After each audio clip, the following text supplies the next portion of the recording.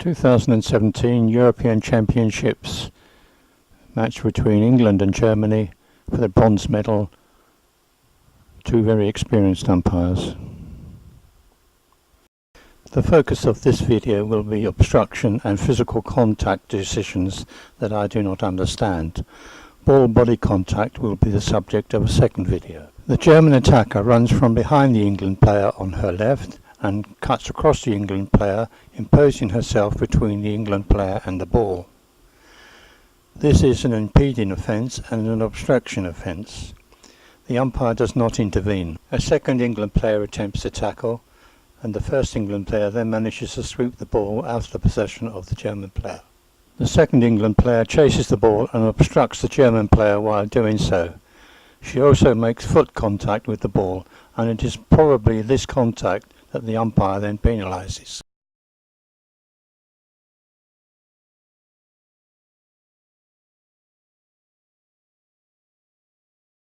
The German player uses a self-pass from the free ball and attempts to run the ball along the baseline.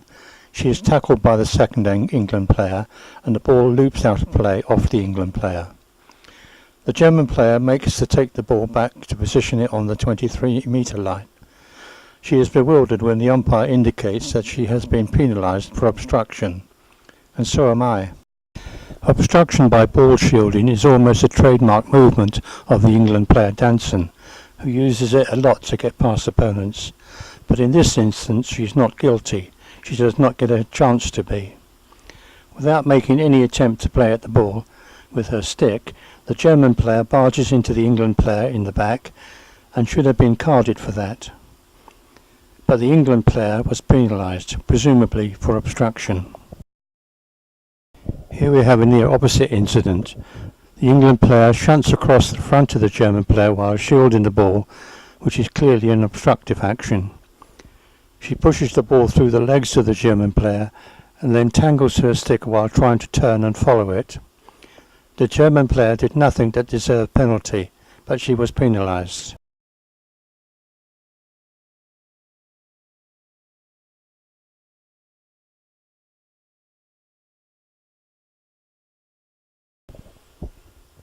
Here is the England player Danson in action. The obstructions don't really need pointing out and explaining.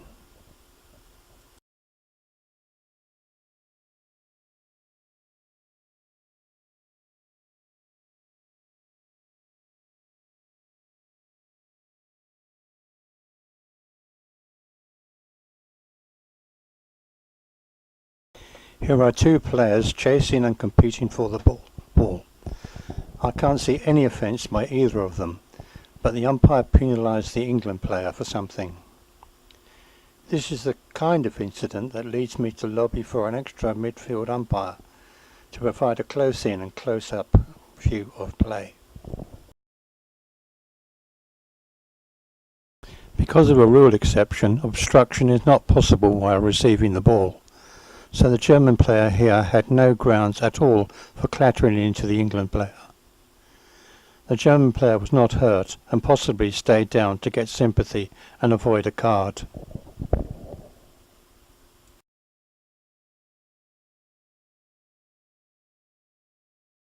The now standard ball shielding, followed by a spin turn and an attempt to hit the foot of a defender in the circle.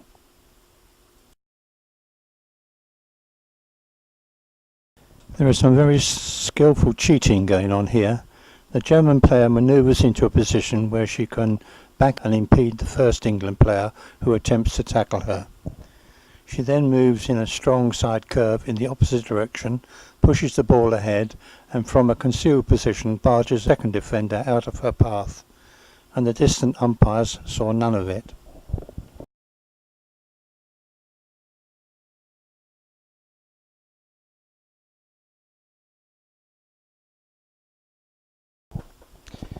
This is one of the odds and ends. The German player seems to be completely unaware of the fact that raising the ball at above knee height into an outrunning defender during a penalty corner is a dangerous play offence.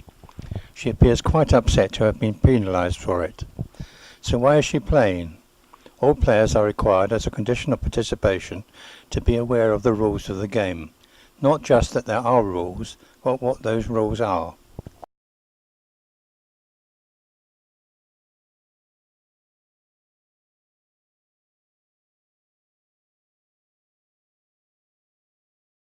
The apparent acceptance from both teams that ball shielding to prevent a tackle attempt is normal play, and so is deliberately forcing ball-foot contact to win a penalty.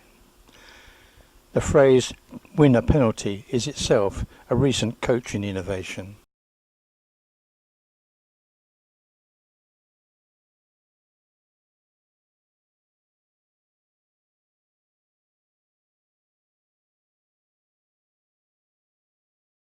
Of course, as a player, shielding a ball from an opponent is okay, but having an opponent shield a ball from you is not. The umpire penalised the second offence by the German player, rather than the first offence by the England player, which was very odd. I think this kind of shielding and holding the ball in a corner so unsporting that players who indulge in it should be awarded a card for time wasting. And when they do it in their own 23-metre area, a penalty corner should be awarded.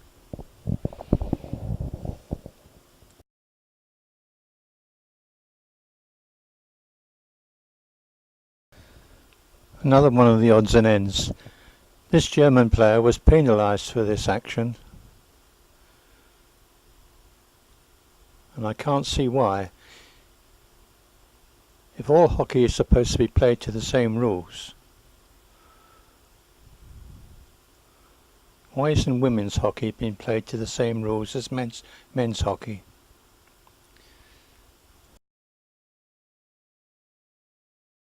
This incident is farcical. The England player, who is in no hurry to develop play, shields the ball from her opponent for as long as she can. Eventually, she inadvertently sends the ball through her opponent's legs, and her opponent unintentionally impedes her and then causes a third-party obstruction. Then the England player remembers there is an obstruction rule. But why didn't the umpires remember that long before? The stick play by the England player even featured in the highlights of the quarter. Such is the game ignorance of those televising hockey matches.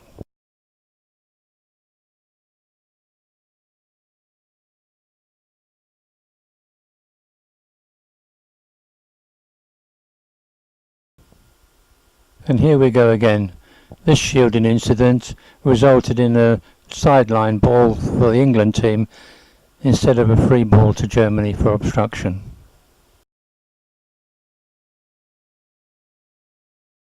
Two more odds and ends.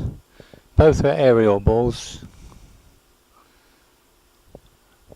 I can't see in either case why the umpire intervened at all.